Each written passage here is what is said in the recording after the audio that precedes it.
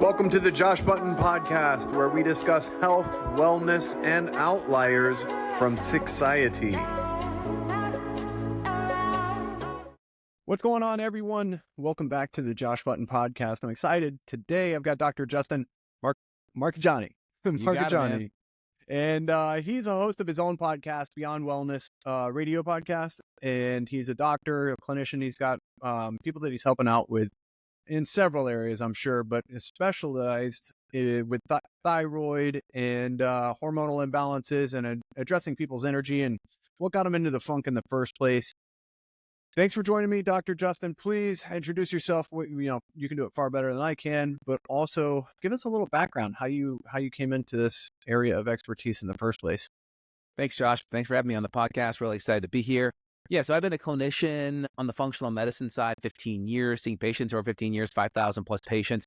I came in more on the conventional side. I always knew nutrition was important because I was a personal trainer, started out, you follow the general recommendations of gluten and all kinds of like low fat and processed grains and all these things. And you see people don't really feel better. They get inflamed. Or if you start to make changes and you increase nutrient density, focus on inflammation, reducing toxicity, you feel better, right? And so I started off being like, all right, well, the nutrition recommendations aren't the best. So you can see that. You can see the conventional, medication recommendations tend to be the first thing that, let's say, clinicians throw at you. I worked in a surgery center, and I would be that person that would hold the diabetic limbs as they would be amputated. And I just started to say, how can we get ahead of this? Because it's crazy that no one is really interested in preventing it. We're just doing these end stage surgeries, whether it's dialysis and kidney transplants, or whether it's cutting off limbs due to high blood sugar and glycation and all kinds of poor blood flow issues. But no one was interested. And I saw all these surgeons that were involved. They weren't healthy either. They were smoking. They were eating lots of processed foods. And so I could just see there was a major paradigm shift that needed to happen in conventional medicine. Information was missing. And you would see a specialist for every little thing. And no specialist knew about the other specialty. So if you had a gut issue, well, a gut issue can easily cause a hormone issue. A hormone issue can cause a neurological issue. A neurological issue can create a joint issue, which can create an energy issue, which can create a kidney issue, right? So you can see one issue can spiral up, but if you go see the kidney doctor, you go see the endo or the neurologist, like they're kind of all siloed into their specialty, and no one's really getting to the root underlying cause. And people who have been in the ringer of conventional medicine understand that, and it gets expensive. And then you're on a bunch of medications and you're never really getting to the root cause. And so I just really made it my focus to try to get to the root underlying cause of why someone has the issues they have. Right. I was just telling you right before we started recording, I've watched that exact scenario play out for my father, and he was at the endocrinologist today, and my mom is telling him, make sure you tell him you want to get off some of these meds and how we're going to go about doing that. And I'm hoping he's going to get some answers that he hasn't received yet, but I'm not really counting on it, to be honest. Yeah, I mean, when they look at their lab ranges, let's say for TSH, I mean, if TSH is high, that's an issue. It's a concern, but the problem is it's probably been high for a decade or two. And then also, how do we get it down? What diet and lifestyle changes? A lot of times with hormones, there could be an autoimmune mechanism in the background. And conventional medicine, typically doesn't do too much with that unless it's really severe. Then they put you on Humira or biologics or immunosuppressants or steroids, and those have their own whole host of side effects too. And so it becomes this difficult kind of tug of war. Yeah, I actually came across a post of yours just the other day, and it was about the carnivore diet. And I myself found the carnivore, and I was obsessed with some of the results that I had off the bat. And I didn't know and understand the processes for which, were contributing factors to what I was going through. When it was digestive issues, it was some semi-leaky gut if I didn't have leaky gut. But tell us about people that are coming onto that now and why they're getting the results they are from cutting out the nightshades, cutting out these other things that are pretty much staples in the American diet, and why they're getting good results from that carnivore. Yeah, it's a great question. I mean, it's the same reason why some people may get results from a vegan diet initially. If you're eating lots of processed crap, lots of processed sugar, and you start eating more vegetables and some avocados and olive oil and healthier veggies on the extreme side, would you feel better cutting out a lot of crap? Yeah, you would. Now, what makes people feel better on a vegetarian diet is not necessarily what they're adding, it's what they're pulling out. Now, on a carnivore diet, it's a little bit different, but it's similar. You're coming from lots of processed sugar, processed grains, inflammatory food, and then you're eating grass-fed meat, grass-fed steak, pasture-raised chicken and eggs. One, the fatty acid profile is totally more anti-inflammatory. Two, the nutrient density, the fat-soluble vitamins are up. But if you have a lot of sensitive gut issues, let's say SIBO, bacterial overgrowth, and now you're cutting out the anti-nutrients. You're decreasing your lectin anti-nutrient load. You're also cutting out fermentables, FODMAPs, which are fructo, oligo, disaccharide, and mono and polyol. So that could be making you feel better too. Where, let's say, a carnivore diet can go a little bit awry is it also requires a lot of acid enzymes and bile. So if you have low acid enzymes or bile, that could be an issue. Or if you're already going into it with very low electrolyte issues and adrenal issues, that could be an issue too. So you have to know why that diet is good for some people and not. And if you hit a pitfall, why would that be and what you can do about it? So first is make sure electrolytes are dialed in. Potassium's a big one, magnesium's a big one, high quality sea salt. Make sure you're adding in some organ meats because you get a lot more nutrients in organs. So that's great. Make sure the meat is not overly lean. You can do a lot of lean stuff and that can really mess you up. Make sure it's darker cuts. Make sure it's, 85, 15 at least. Make sure it's grass-fed. Make sure you're getting the good nutrients because a lot of toxins can hide in the fats. So if you're eating a lot of conventional stuff, that may not be the best. And again, I only recommend carnivore long-term if you're really sensitive to the anti-nutrients, to the lectins, if your gut is really jacked up from a FODMAP standpoint. But most of the time, we can get people to start adding carbs back in that are at least lower on the anti-nutrient scale, maybe lower on the FODMAP scale, lower on the salicylate, phenol, kind of oxalate scale. Usually those we can start to inch back in.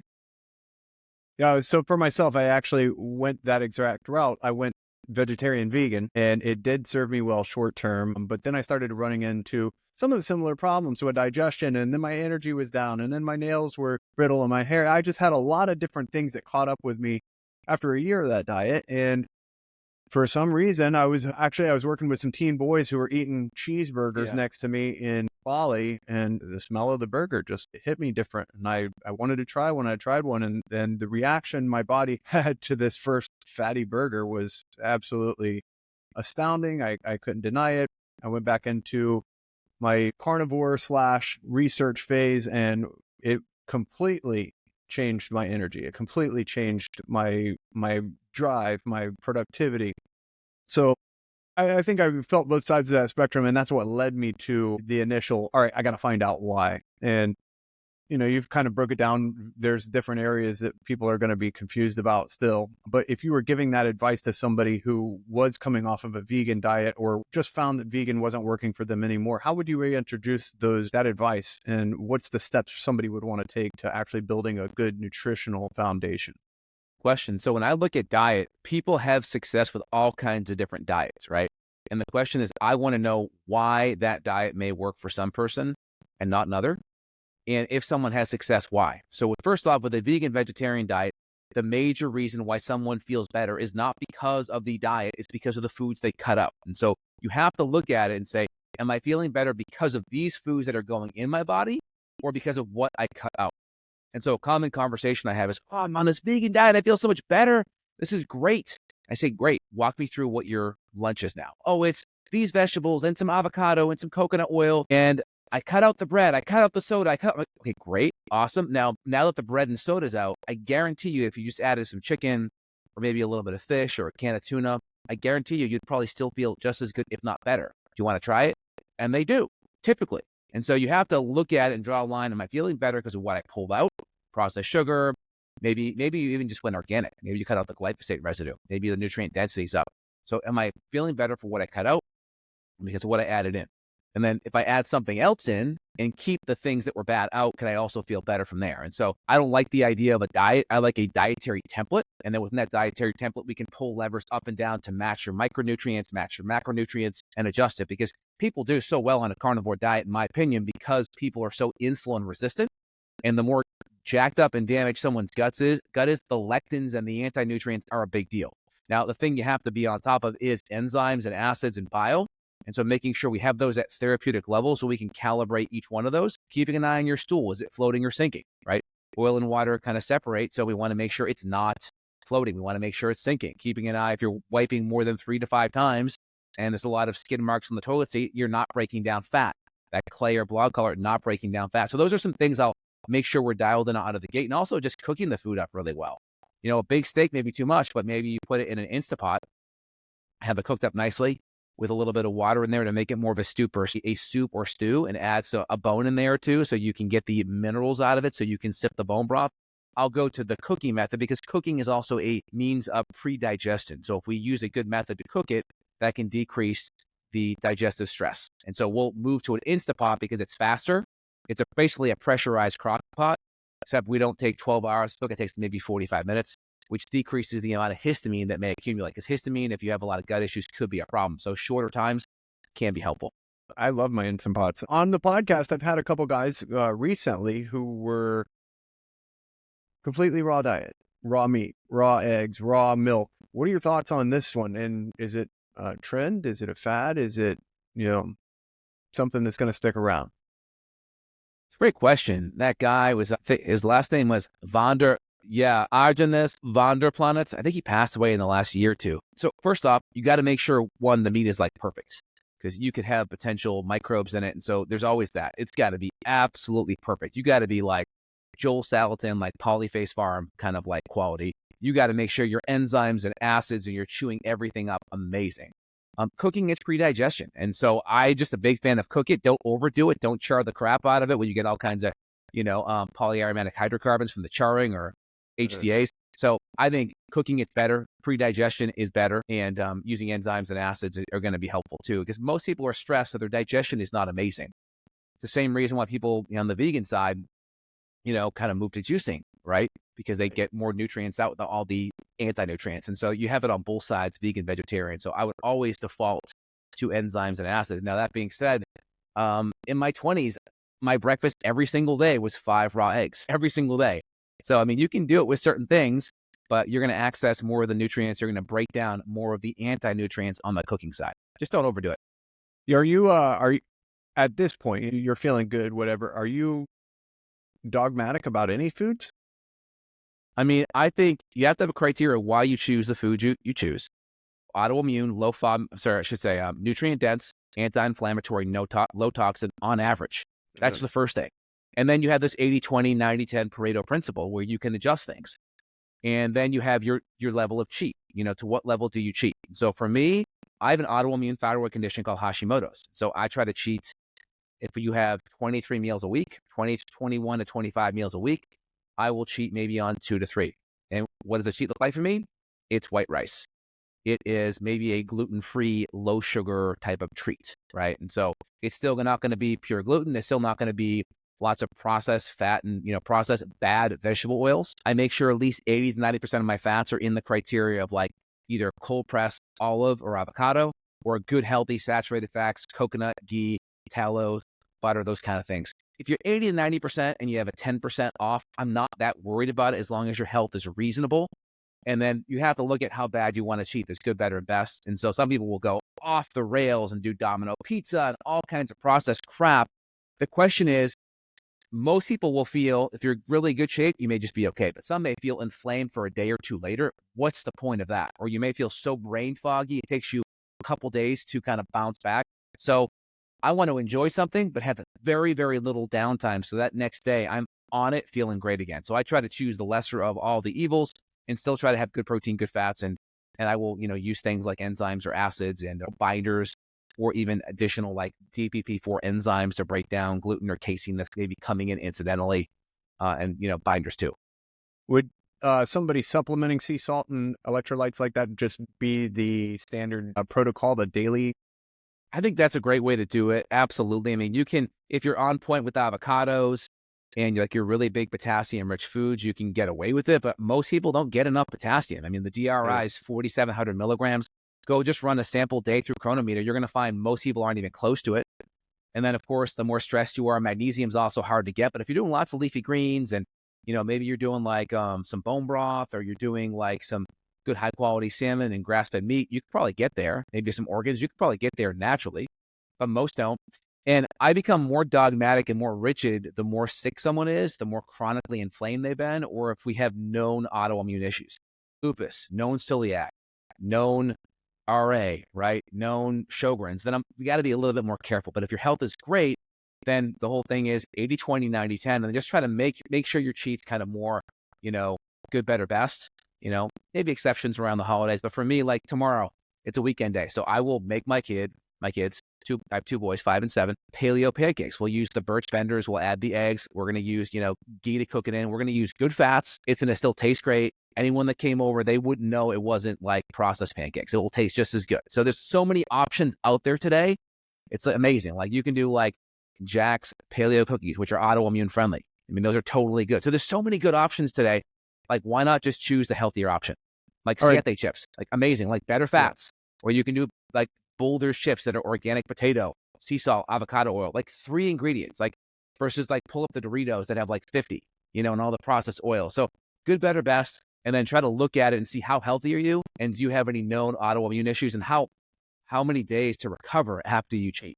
Right. So, all right, 2 things. What are your thoughts on sourdough? 1, and 2, what is the baseline supplementation then that you would advise almost everybody to perhaps think of as their daily supplementation for even a healthy diet? Great question on that. Good, better, best, right? So if you're trying to avoid gluten, that's a good kind of like gluten-free supplement or substitute if you're going to cheat. So here's my diet. It's great. I don't eat gluten on average, but hey, it's a special occasion. I'm at a really awesome steakhouse. They got fresh sourdough. Good, better, best. It's definitely on the good side. There's still going to be some gluten there. The fermentation process will make it easier to digest, easier to handle, as long as there's no known autoimmune issues and you're not going to feel like crap for the next day. Go ahead. Like my wife's in that camp. Well, she will do sourdough every time we're at a nice steak place, right? You go to Capital One, Eddie V's. All right, fine. She's going to have some, right? For me, I always pass it.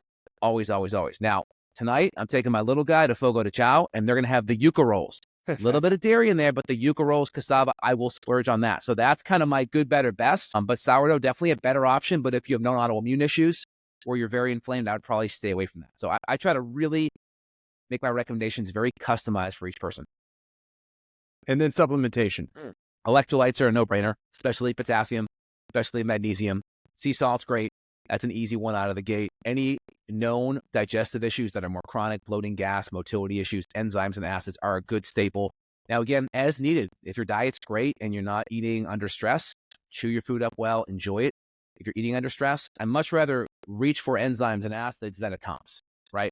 One inhibits it, one reduces symptoms and inhibits performance and function, one upregulates function. I always rather reach for things that upregulate function and upregulate your body systems than control symptoms. Do you give anybody advice about whether to drink beverages when they eat or not?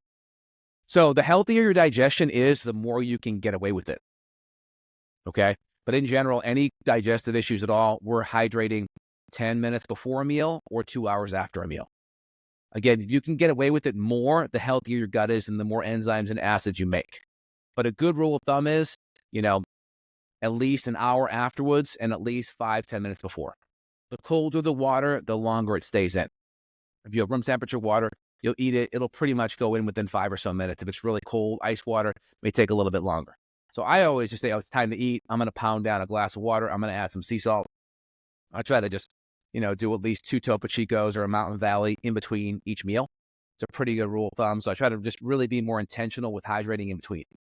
And also, too, just a good hack on your appetite. Like if you're really hungry, just have a nice 15, 20 ounces of water, add your sea salt, get those stretch receptors going in the stomach, because that really just takes your brain and it takes that appetite signal and it just really down regulates it. So it makes it so you're less likely to overeat.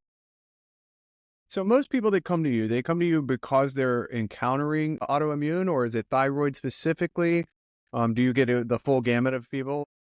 All the above. I get young 20, 30-year-old guys that just want to increase their T. They have low libido. They have fatigue. They have brain fog. They have skin issues, acne. Or I have, my female patients that have lots of PMS. They're tired of the conventional MD saying, here's a birth control pill. Here's antidepressant. Hey, you're just getting older. Just live with it. So we actually have options to fix this at the root cause level. And then everyone in between, your chronic autoimmune, lupus, Lyme, mold patients. There's someone who just wants to age gracefully and just feel great as they get older. Yeah. So I know there is no one size fits all. So I know you're addressing each and every person individually. And when they initially come to your website, you have a questionnaire, you have things that they fill out that's very specific. In my demographic, I would say I'm middle 40s and I do jujitsu. So I have a lot of guys and a lot of friends that are really going down that testosterone route right now. And I saw one of your posts that was actually quite enlightening because I don't hear it talked about a lot. The lifestyle changes first and foremost. What should they address before they think about that supplementation?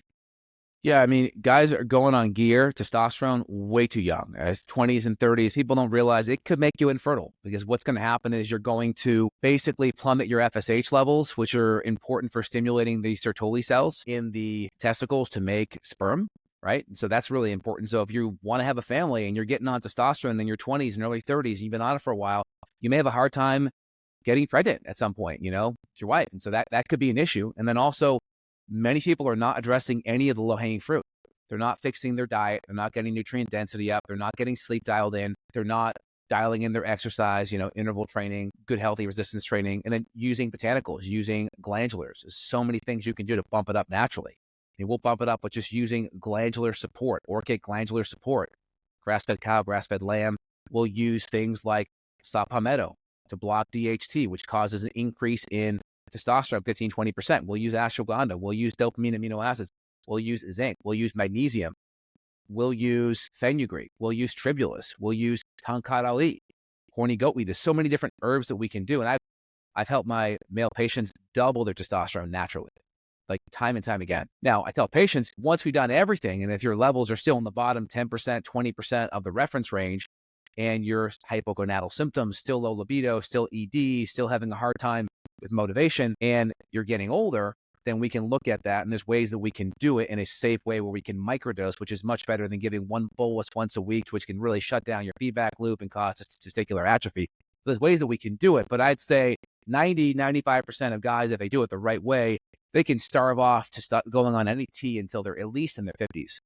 50s. Awesome. I would say at least that. And also be mindful because guys are having kids in their 50s now.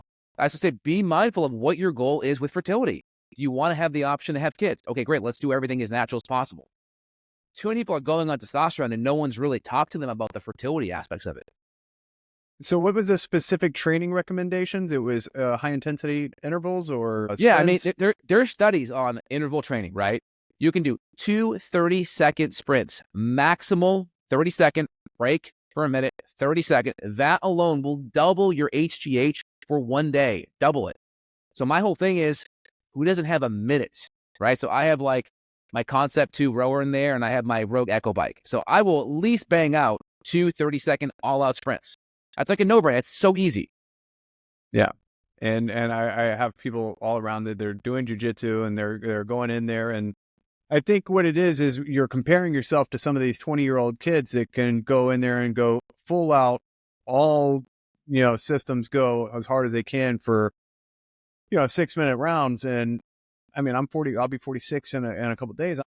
That's not my game anymore. My game is a lot more methodical and slow and controlled, but I do go to the field and I do hit some sprints and I do feel a difference. I do feel grip strength is on par with anybody in the room, if not better. So there's things that we can do. I think sprints on grass or sprints up a hill better just because you're not pounding your joints. Up a hill's better because that angle is going to disperse the weight much better. Or get a good rower or an air bike and just hit it as hard as you can. I think all out intensity is so important.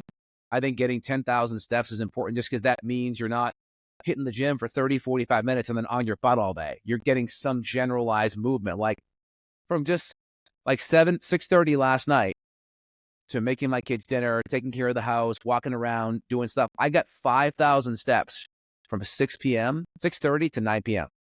It's like 2.5 miles just walking around my house. And so that's important. So I got 15,000 steps yesterday, which is my typical day, about 15,000. So I always try to get that 15,000 steps. And like yesterday, I just did, 3 to 4 circuits of push-ups, rows on a TRX band. I have a cable machine, and then I have an X3 bar. So I do like maybe 4 or 5 exercises, 4 circuits, and then I did all out Tabata 8 sets for 30-second max out. So I try to do things like that to keep myself in pretty decent shape and not have it take a bunch of time up either. So what tracker are you using? A Whoop or are you using that? I use a Fitbit Inspire 3. It's pretty good, and I have the extra expanded like HRV stuff and all the sleep score, so it's good. Good an update on that. I like it. And you monitor all of your sleep and your recovery and all that every day? Yeah, does a good job. My biggest thing is sleep. I try to get to bed before midnight. I need at least 7 hours. 7 hours is key. If I can do 8, it's even better. Being a parent with young kids, like when they go to bed and I actually have alone time, it is just like the best thing ever. So a lot of times I stay up just a little bit too long, enjoying that like peace in the house. Any parents listening could probably empathize. Are you getting into any of the biohackers' point of views with the blue lights late night, and are you wearing blue blockers or doing any of that stuff? Yeah, I wear glasses at night that block blue automatically because I wear glasses at night just for watching TV or being on my iPad and stuff. And so I make sure they have blue blocking just to help. And then every switch in my house is on a dimmer. That's important. And so any light that's in a room, we knock it down 90%. So I'm really on point with that. And then we have some EMF filters and just try to be on point with that good stuff. I think it's essential. It's easy stuff too. Yeah. So, all right, without getting political, what are your thoughts on MAHA, the Make America Healthy Again movement, and RFK coming in? Oh, I've been talking about this stuff since like 2006. I mean, this is so essential. I mean, our FDA has been controlled by big pharma and set a revolving door from, big pharma to the FDA. So I think, first off, the government's kind of recommendations regarding food is terrible. It's absolute crap.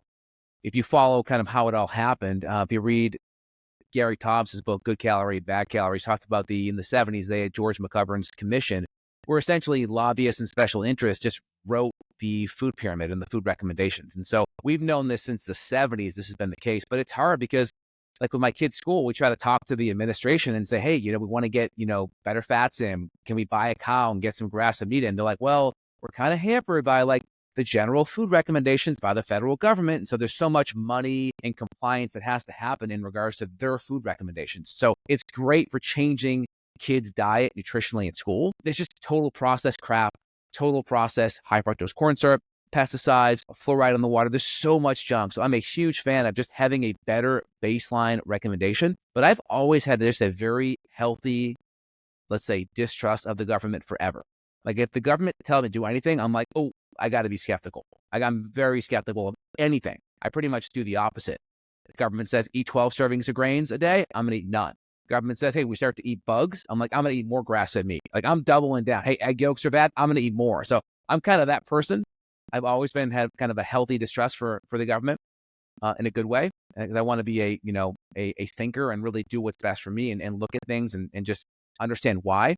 But I think getting people out of government that are going to go into big pharma in the next year later is big. That's huge. Getting the high fructose corn syrup, getting the fluoride out. I've always been a huge proponent of vaccine safety. And if you go look at most vaccines, there's just really no inert placebo when they're comparing vaccines. That's a problem because any drug has safety studies. They have to compare it to inert placebos and most do not. There's no saline, there's no water pill. They're comparing it to other vaccines. They're comparing it to the adjuvants in the vaccine, like aluminum now or thimerosal back in the 90s. And that's a problem. So you got to look at things, got to compare apples to apples. We need to really look at and actually have vaccine safety on some of these old vaccines because we're just not having good placebos. We have to at least cut the high fructose corn syrup out, the processed junk.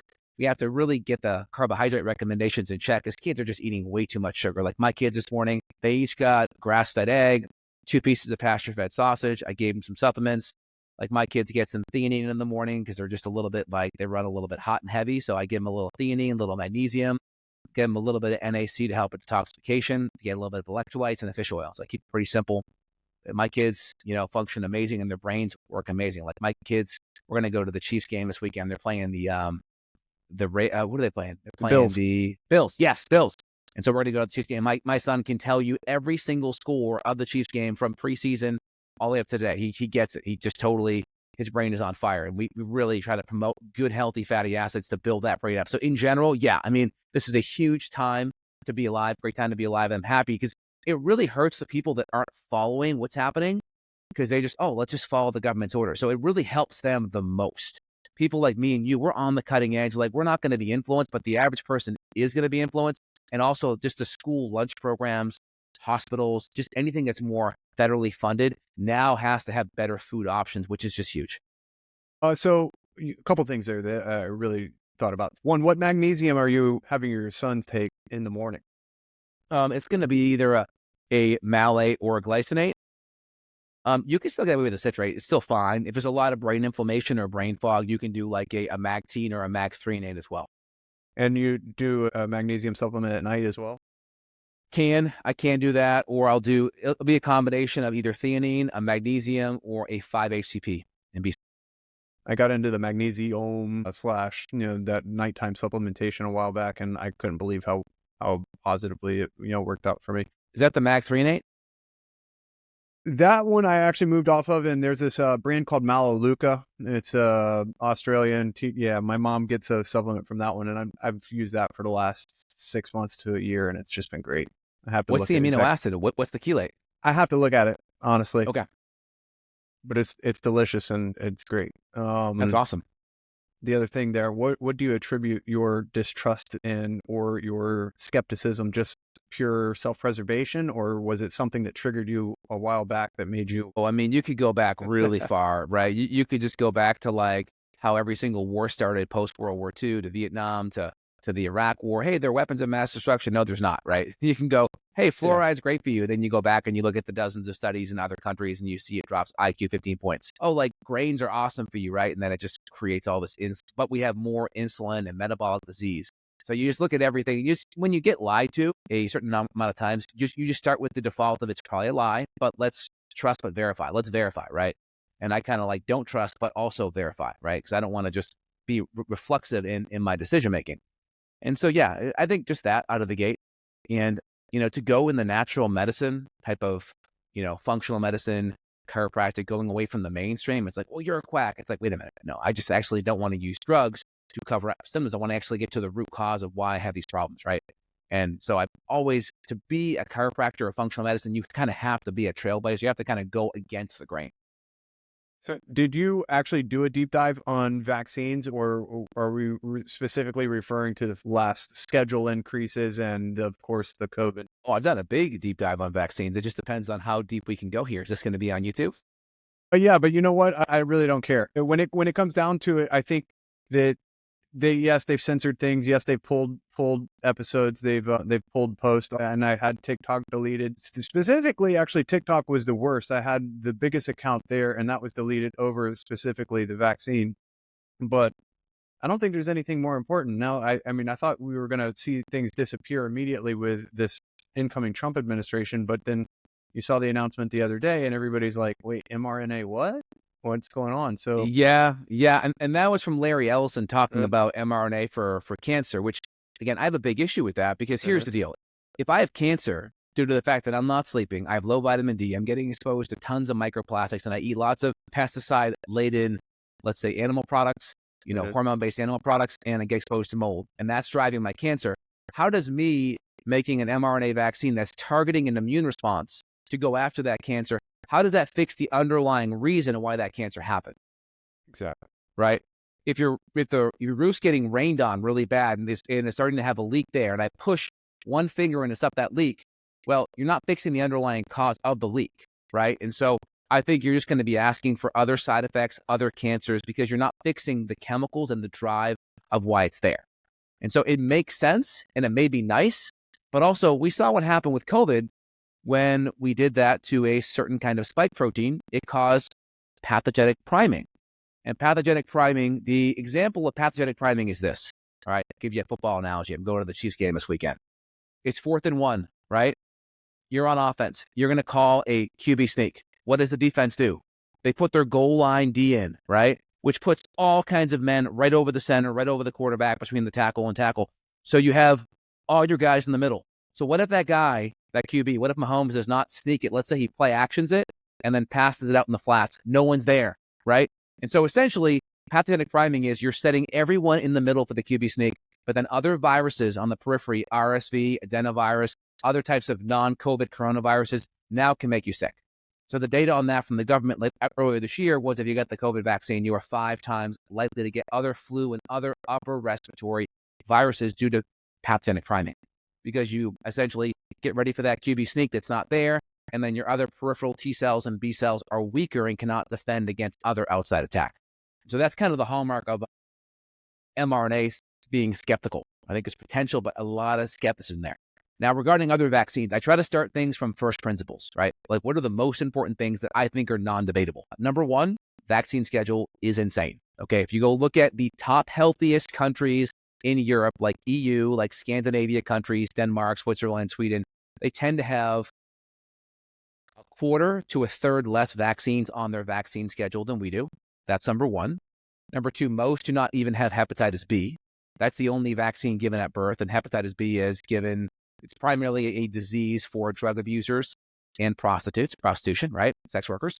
And so a baby does not have to worry about that. And the mother is already being tested for that ahead of time. So if a mother, let's say, did have that condition, you would already know ahead of time. So the idea that it's a first-line therapy for every child on the day they're born is a problem, because you can easily rule that out. You already know. So Hep B is a big one. The vaccine schedule, the amount, other healthy countries are doing so much better. We're like number 40 in infant mortality. So it's not working, right? Because we're a very sick country, partly because of all the junky diet and lifestyle recommendations. And then the last thing would be the studies. The safety studies are not being done adequately. So we're not using complete inert placebos.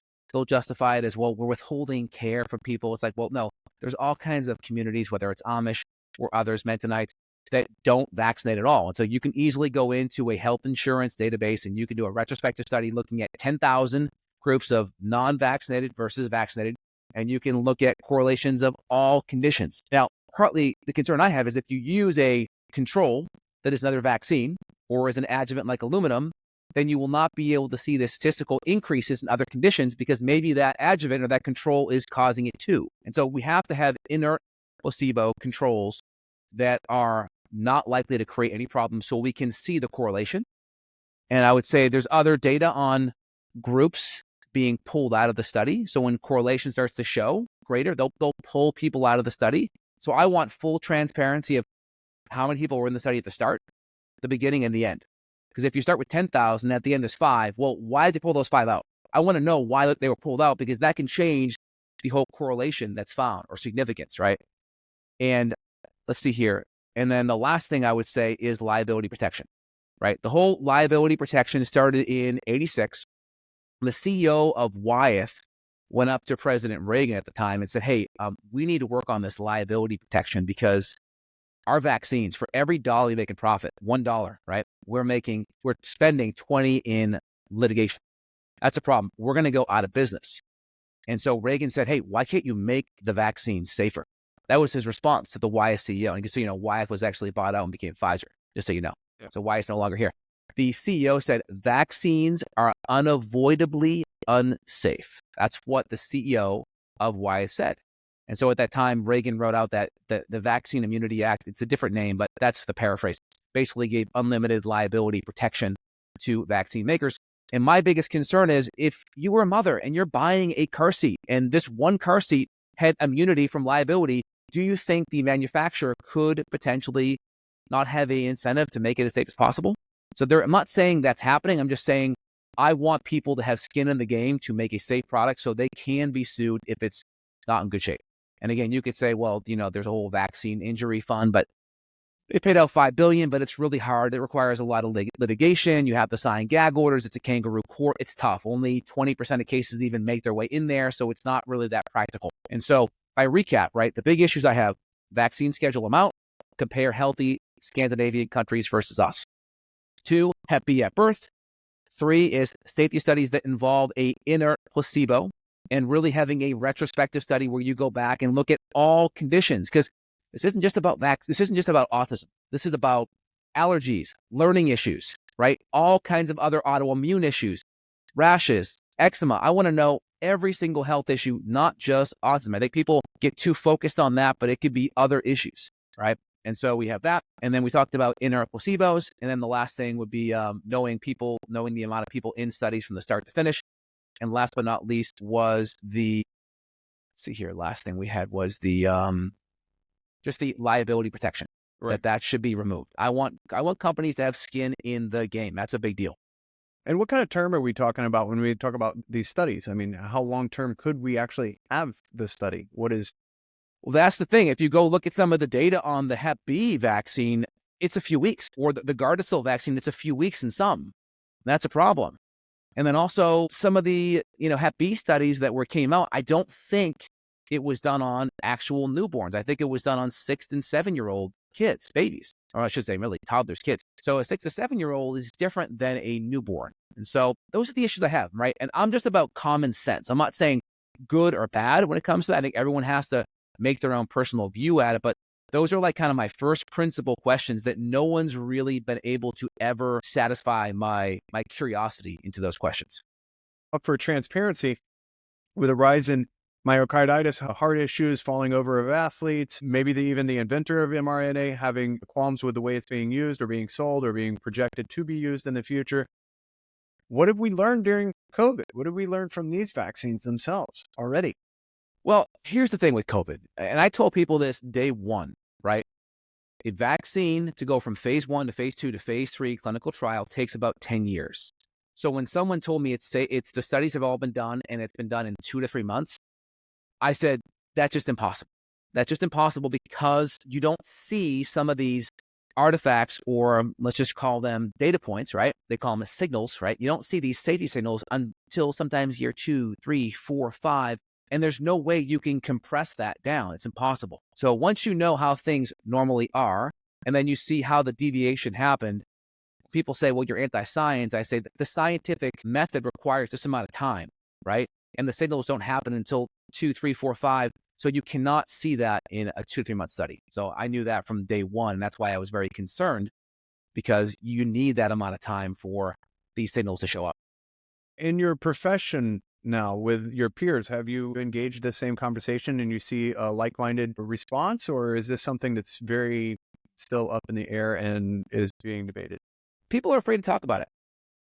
People are afraid to talk about it. But, I think some people made a decision to be in the control group versus treatment group, right? And I think a lot of people are just saying, hey, I'm going to be in the control group right now. I'm going to just watch and wait and see. I, for myself, was one. I go along the same lines of thought that you do. I didn't trust the government from years before any of this came about. And then when it did come about, I saw major issues in the very beginning with propaganda and with the way that things were incentivized. And it ended up being a point of contention with a lot of people that I was close to, especially living in Southern California. And I think that some people have come around to it, but maybe for the most part, people that were dead set in their ways then will refuse to analyze and interpret now. So I was wondering if doctors were kind of having this re-enlightenment or this re-analyzation of the entire situation.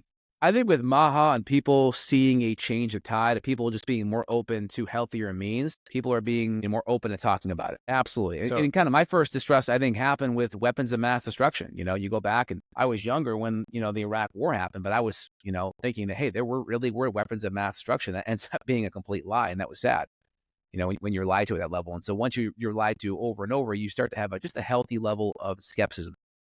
Yeah, off subject. Did you get into 9/11 at all? Oh yeah, that's a hot button on that one. That's a hot button. Yeah, I lived about 10 blocks from the buildings and I watched it from my rooftop. And, my perspective is not the same as most of the people around me, for sure. Well, I just think that the big issue I have is I like to just ask questions. I just don't understand how Building 7 fell down. That's just the biggest issue. I have not heard anyone really adequately give me a response to that. That's all. Yeah, So I just try to start with like the things that, because I think even in that Warren Commission, they didn't even mention Building 7, if I could be correct. And so even when like the 1,000-page report that spent millions of dollars and years to study it, that wasn't answered. I'm like, all right, that's a big asterisk in my head. Yeah, that was a complete cover up. I mean, it was, there was a lot to it. Even Trump at Ground Zero for the 2 days after explaining how the buildings were built and how the things went down, it just didn't make sense to him at the time. Like the little things that probably made some people go down that road of asking those questions, or maybe just doing a little bit of inspecting to come to Building 7 or to Silverstein and the insurance and all of these things. Oh yeah. Yeah. Mm-hmm. So it's funny with that. It's funny now to think about it in hindsight. Is it possible that the conspiracy theorists of a decade ago are going to be the healthiest people in the world for the next 20-30? I think you just, to be someone at that level, you just have to be more introspective. You have to question things and ideally just do your own research. And I think it's good. Even if you end up agreeing with someone, just do your own research. Just don't accept things on blind faith. I think that's a really powerful attribute. All right. So one of the last things that I really want to touch on with you is antibiotics. I saw one of your posts where you have pros and cons for it. And I'd like you to tell the listeners what your thoughts are in general. I mean, I think antibiotics, have saved hundreds of thousands, I saved millions of lives since it was invented in the 1920s. I mean, it's actually a natural kind of spore that has come up, and I think it's a great thing. I just think it's the overuse that is the problem. I haven't used antibiotic in my life in over 20 plus years.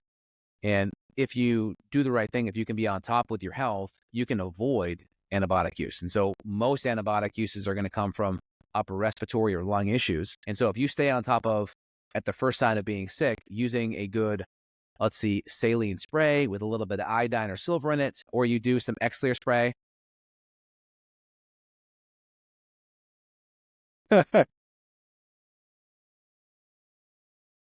He's bringing me my lunch here. Oh, I thought, Sorry about that. no All right. worries. So if you do a good saline spray with a little bit of iodine, so for instance, during COVID, they found that if you did a saline solution with a drop of iodine in it, it decreased your ICU stay by 400 to 500%. Like just crazy, like reduced ICU incidence. So saline, like a Neilmed or an X-Clear, make sure the water's RO or distilled, add a drop or two of iodine in it, or you can do silver, and flush out your sinus, 2 seconds each. And you can also do the X-Clear Rescue, which has some botanicals that are antiviral, antibacterial. Start with that. That will prevent most progression from nose to lungs. Second, if it goes to lungs, you can do a high quality preservative-free saline for a nebulizer, like 10 mLs. You can do a low amount of NAC powder, make sure it's clean and sterile. You can do some glutathione, make sure it's meant for the nebulizer. You can also do a little bit of silver or even a very low dose of food-grade hydrogen peroxide that can clean out that lung ahead of time so you don't have to progress to an antibiotic. So if you can do that, that can mitigate so much of where antibiotics come from, meaning the need to use them. Now, if you get into a deep lung issue and you have pneumonia, it may make sense at that point, but the best treatment would have been prevention, addressing the sinuses first, and that will mitigate most lung issues. And then if it goes deeper, then you have the nebulizer with the saline, then you can add the NAC, the glutathione, the silver, or the food-grade hydrogen peroxide. You can progress to that. Now, we can also be on top of my natural antibiotics, which are going to be berberine, golden seal. We can even do silver. We can do things to bump up the immune response like reishi. So we can hit all those things as well that can be super, super helpful. Would you recommend those same things for skin infections? I'm dealing with all these jiu-jitsu guys and staff and all these other things. And that was one of the only reasons that I've taken antibiotics as an adult, and it was one skin infection. Maybe I rushed to it, maybe not, because it took a month to get these open spots to heal up. But yeah, I mean, it depends. If you can get on a skin infection early with a topical mupirocin, you could probably knock it out early. If it gets bad enough, you may have to take one. But what I recommend for skin stuff is just, if you're doing jiu-jitsu, use a 10% sulfur soap with either a salicylic or a tea tree in it. But a 10% sulfur soaps like volcanic ash sulfur. It's been literature for 50 plus years for clearing all kinds of bacterial issues, fungal issues, viral issues. It's amazing. And so if you do that preventatively right after, your workout, you can be on top of it. And then obviously just good sterilization of the mats afterwards, spray it down with some vinegar or a peroxide and just get it clean afterwards. That's the best prevention. Have you ever the soaps are great. Have you ever encountered that mupirocin or whatever making it worse? Maybe. I'm not a pro at a lot of the antibiotics that are typically used for that, but I see that the mupirocin is typically used for it. And then I think maybe even the clindamycin, but those are the big ones. And this is for impetigo staff. Well, what's wild is the first one that I encountered, it was 2 spots that blew up really quickly. And by the time I went to urgent care, they were like, "Oh, we can't help you. You send me to another doctor." And they were like, "Okay, they put me on the staph MRSA antibiotic." They came back with the cultures 3 days later. They go, "Actually, it wasn't staph nor MRSA. It was strep and something else." And they switched up my antibiotic. So of course this wrecked my gut. And, fortunately it did heal up. But the next time it came along, I was like, I'm not going to take the antibiotics. But the muciprocin, both times, made the kind of infection worse. It was weird. What I actually did have good results with is a black drawing salve and just really going high dose vitamin C and calendula and doing a few other things that were all natural. So just one of those interesting conversations we have in jiu-jitsu with, people encountering this all the time. And my intuition tells me it's gut health, tells me it's, there's something going on and it's just showing on our skin. But that's just me. I mean, typically on the topical clindamycin and mupirocin are the big ones. or you can even do a vancomycin topical as well. Those are the big ones. But ideally, like I'm going to be using the sulfur soap, 10% with the tea tree in it. It's going to be in it, or the SA, the salicylic. There's also a couple of products, one called Wonder Balm. Terrasil makes one that's a fungal and a bacterial one. Those are all that have silver in it and a couple other essential oils. So I typically recommend those first, but the key is going to be just the sulfur soap, and then also just making sure wherever you're rolling, that area is cleaned up afterwards. Are you spraying it down with a straight vinegar, or are you doing like a hydrogen peroxide? How's it cleaned? If I knew that. Actually, I have the unfortunate case that the 10 a.m. class I train with gets the dirty mats from the night before generally. And we do a sweep over, but no deep clean. The deep clean comes right after our class. And I'm sure they're using a tea tree oil mixture of some sort in this cleaning product, but beyond that, I'm not sure. Yeah, I mean, I would definitely look at a peroxide, either a high-grade peroxide in like a spray one. I like those because when you start to hit a bunch of crap, it's diagnostic. It starts to bubble. Right. So then you can wipe it up, then you can wipe it up and then do it again. And does it bubble again? Yes or no? And so there's kind of a diagnostic needs for it. Last thing, I promise, water, hydrogen water. I've seen multiple things, and there's tons of data on hydrogen water. I mean, you can easily get the tabs for it. I did a podcast with a girl last month on that, which again, you can go see on my YouTube channel. So hydrogen water makes sense with some of the tabs. Good, healthy, filtered water, at least RO, I think is going to be good because you can mitigate a lot of the microplastics, a lot of the homeopathic drugs, a lot of the PFAS. So you're going to get that out. Now, you will decrease a lot of the electrolytes. I'm not really worried about it because you can just use a good electrolyte support product. You can use a good sea salt, a good potassium support, and add some back in. We have a dedicated electrolyte shaker that has electrolytes in it that we'll add back into our water.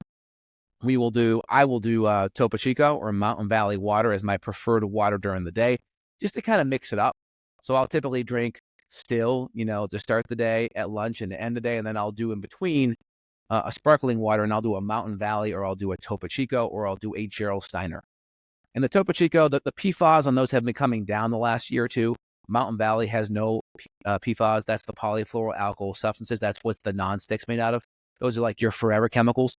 That's why I always recommend, like you talked about supplements earlier, I'd probably add NAC to that as well, because NAC is very helpful for increasing your glutathione, increasing oxidative stress capacity. So I really want to be on top of that because we have so many toxins around us. So I want to make sure my water quality is good, my protein quality is good, I'm digesting protein, and I get some extra NAC in there to help with any toxicity exposure. So what podcast was that? What was the name of that episode for hydrogen water?